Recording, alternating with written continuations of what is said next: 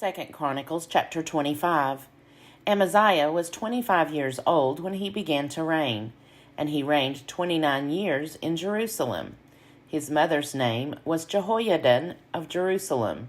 He did what was right in the sight of the Lord, yet not with a true heart.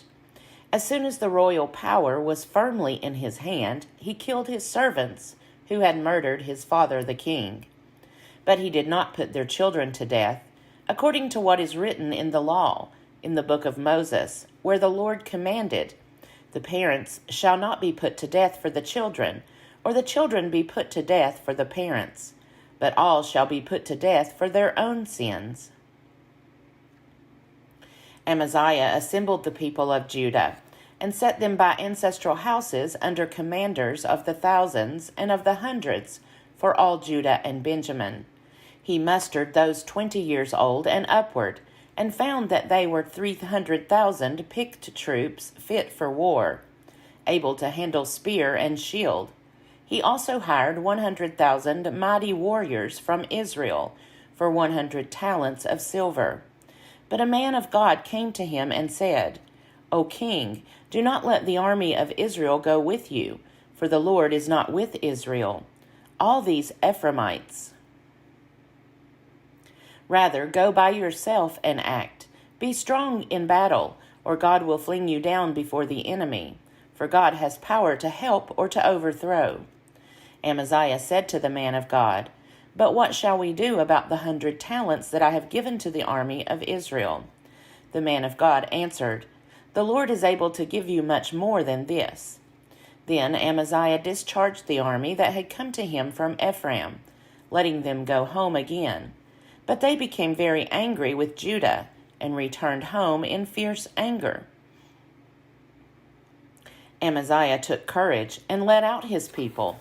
He went to the valley of Salt and struck down 10,000 men of Seir.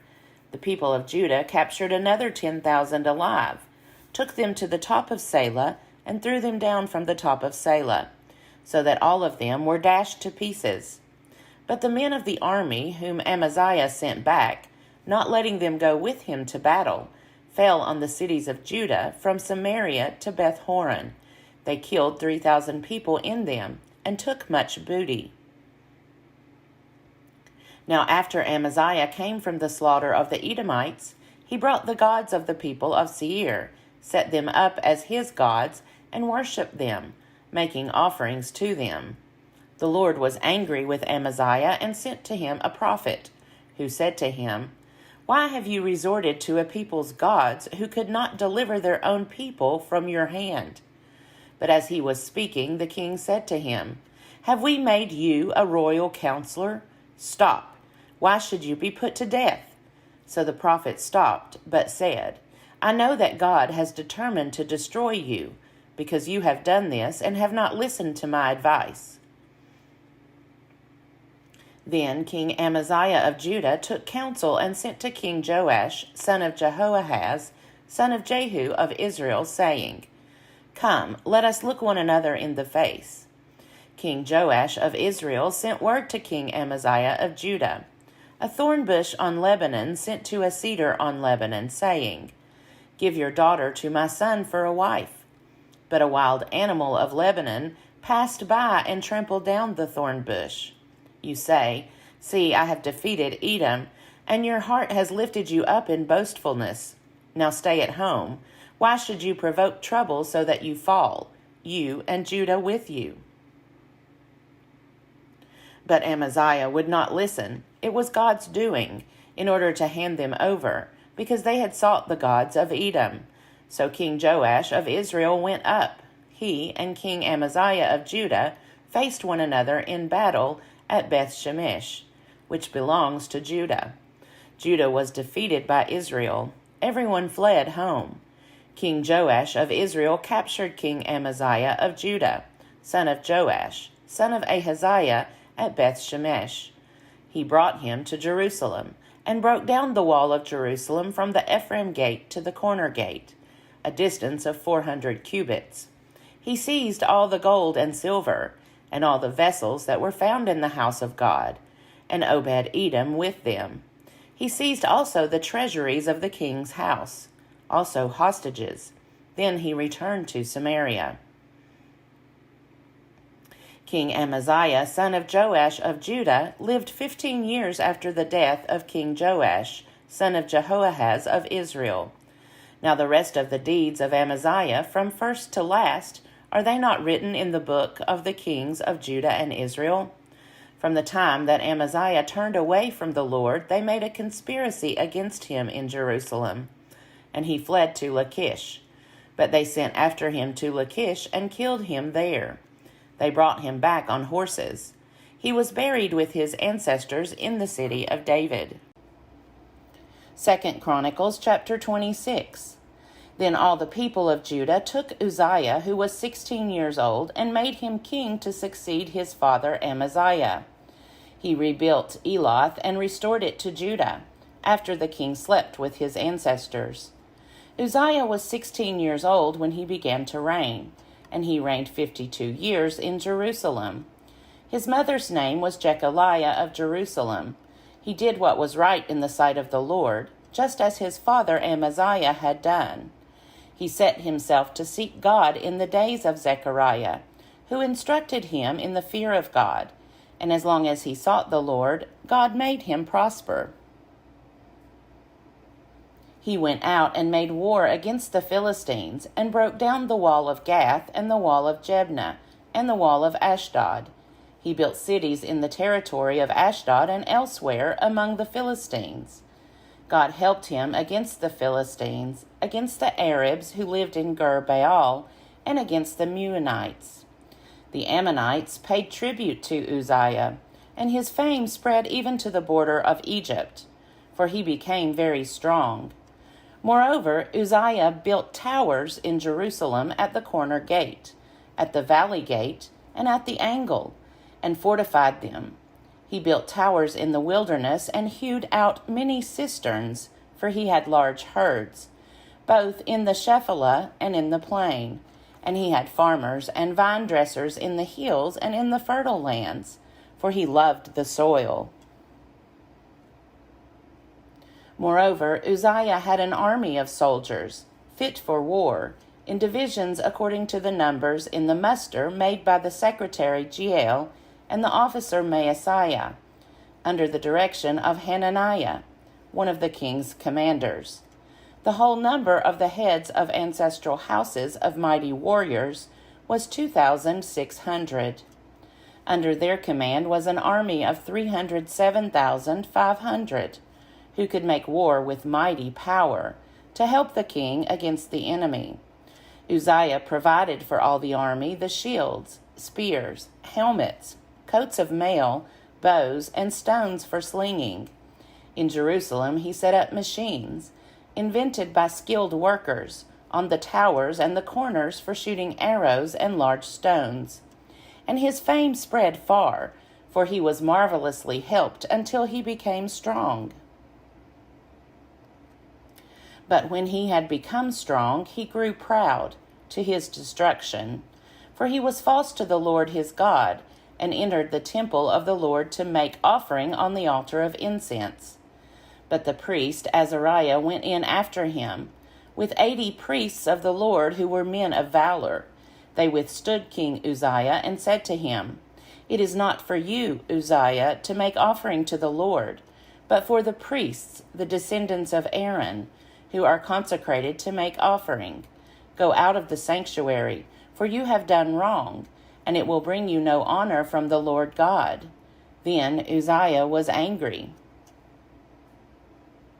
Now he had a censer in his hand to make offering, and when he became angry with the priests, a leprous disease broke out on his forehead, in the presence of the priests in the house of the Lord, by the altar of incense. When the chief priest Azariah and all the priests looked at him, he was leprous in his forehead. They hurried him out, and he himself hurried to get out, because the Lord had struck him. King Uzziah was leprous to the day of his death, and being leprous lived in a separate house, for he was excluded from the house of the Lord. His son Jotham was in charge of the palace of the king, governing the people of the land.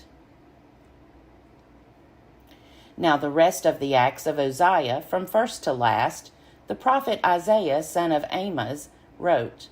Uzziah slept with his ancestors. They buried him near his ancestors in the burial field that belonged to the kings. For they said, "He is leprous." His son Jotham succeeded him. 2 Chronicles chapter 27. Jotham was 25 years old when he began to reign. He reigned 16 years in Jerusalem. His mother's name was Jerusha, daughter of Zadok. He did what was right in the sight of the Lord, just as his father Uzziah had done. Only he did not invade the temple of the Lord. But the people still followed corrupt practices. He built the upper gate of the house of the Lord, and did extensive building on the wall of Ophel. Moreover, he built cities in the hill country of Judah, and forts and towers on the wooded hills. He fought with the king of the Ammonites and prevailed against them. The Ammonites gave him that year 100 talents of silver, 10,000 cores of wheat, and 10,000 of barley. The Ammonites paid him the same amount in the second and the third years. So Jotham became strong because he ordered his ways before the Lord his God. Now the rest of the acts of Jotham, and all his wars and his ways, are written in the book of the kings of Israel and Judah. He was 25 years old when he began to reign. He reigned 16 years in Jerusalem. Jotham slept with his ancestors, and they buried him in the city of David, and his son Ahaz succeeded him. 2 Chronicles chapter 28. Ahaz was 20 years old when he began to reign. He reigned 16 years in Jerusalem.